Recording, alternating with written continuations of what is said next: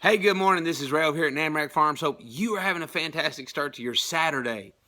This morning, I wrestled in my soul. What do I share today? It's, with the culmination of everything that's been going on and some things that have happened, what do I share? And so two things were kind of on my heart. My mind was bouncing back and forth between the two, and suddenly this morning I read Acts 10, 11, and 12 and realize what's both? It's both things. Number one, someone shared a story with me this week, something that the Lord had shared with them. And it was very, very important because it was a story of someone who was walking down a path toward a fountain full of water. And this person saw in their vision that they had water. And so they gave a little to the person. And the person, instead of going on to the fountain where the water flowed and would never stop, and their cup would be filled, they looked down at the sip, took it, and walked away. And I want to share with you that I hope that you're not stopping here. I hope and pray, my heart is that you're not stopping here. I am just a shepherd. I'm wanting you to go be with the good shepherd. In Acts 10, Peter was called to go into the Gentiles' home. And when he walked in, it says they bowed down before him and he grabbed him and said, "Get up! I'm just a man like you. I am just a man." And I read that this morning. I'm like, yes, that's exactly my heart. Get up. I am just a man. And I know no one's worshiping me and no one's following me. I just don't want you to stop right here. I want you to go and be with the Good Shepherd. Be at his feet. I hope I'm just an arrow pointing you that way. Secondly, I want to tell you why I can tell you I'm just a man. Because this past week, that man revealed himself again. Like, Ray, you know what? We're hearing a lot of these keeping it real stories. Well, that's important to me, is to keep it real. Because we wrestle and we struggle, this old man is still fighting.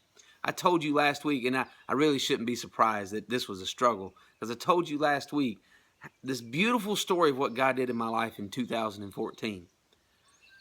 Well, in 2015, we had hopes and we had dreams, and we were working toward a goal. And I made a decision to make a step toward that goal. But that decision was made out of pride. It was also made out of a situation that made me angry. And I decided I'm going to prove myself. And that decision had consequences. And those consequences came in, and I thought, man, this is all going to be all right. It's going to work out. And several months ago, I saw it's not going to work out. And so I asked for forgiveness, and God, he immediately, yes, absolutely. But the chains, I could feel them coming. So my wife and I, we started to pray and said, Lord, don't let this happen. Please don't let this happen. I'm going to give you the scenario just like it is with sheep. We talked about the valley of the shadow of death.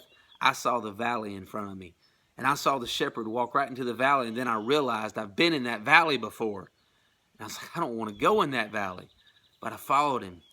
And I went and I walked, knowing just I was certain that I was not going to end up in this pen that's in the middle of that dark valley. I knew that we would just bypass that pen and carry on. But no, the Good Shepherd walked right in that pen and said, "Follow me."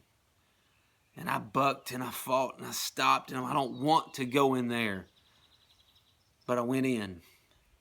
But I want to be honest with you. As soon as I stepped in the pen, just like that story of Bam Bam the ram I told you, I backed up in the corner of that pen and I did something that was unthinkable. I attacked the shepherd. I was so mad that he had led me to that pen, because I knew that pen meant that there was something else coming. It was this again. I didn't want that. But he led me to the pen, and then he said, will you willingly lay down and trust me with this? And I backed into the corner and I attacked. I said, I don't want that. But just like when Bam Bam attacked me, he used the rod of correction. But I'm going to tell you something. That rod felt a whole lot more like love.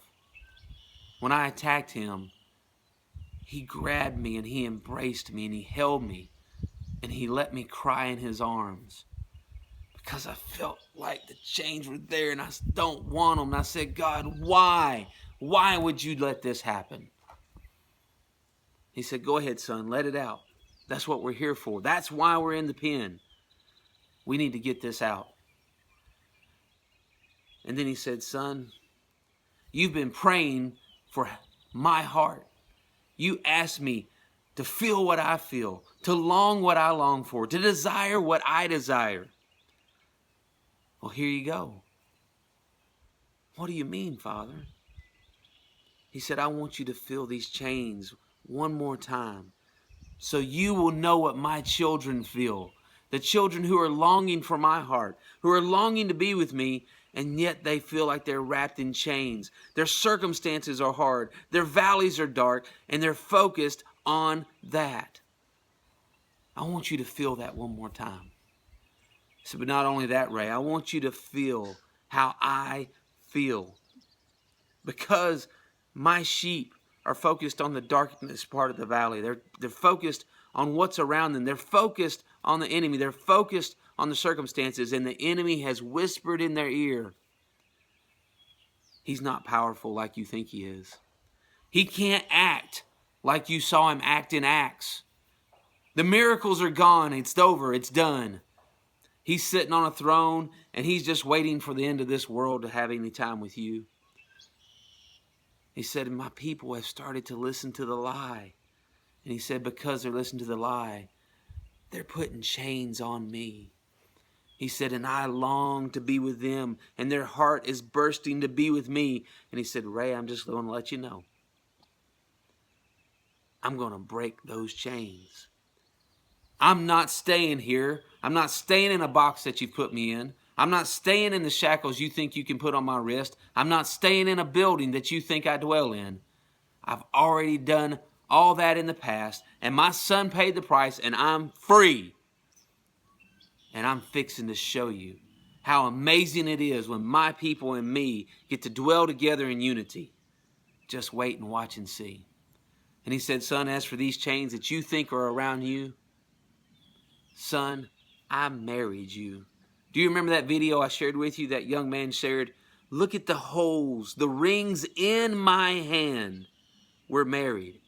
And he said, son, just like when you took your wife, you took all of her, everything that she is. You said, I accept it all. You didn't pick the parts you liked and said, I don't want the rest of it.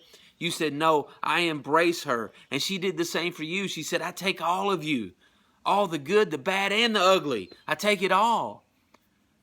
He said, son, those chains aren't yours because when I married you, I said, those chains are now mine because I'm the only one who can break them.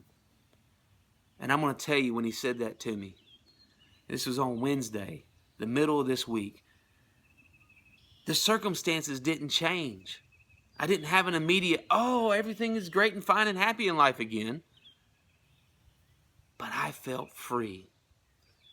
And he wants you. I know some of you shared, you are hurting. You feel the shackles, you feel the chains, and you're in the pen in the middle of the darkest valley, and you're crying out, why?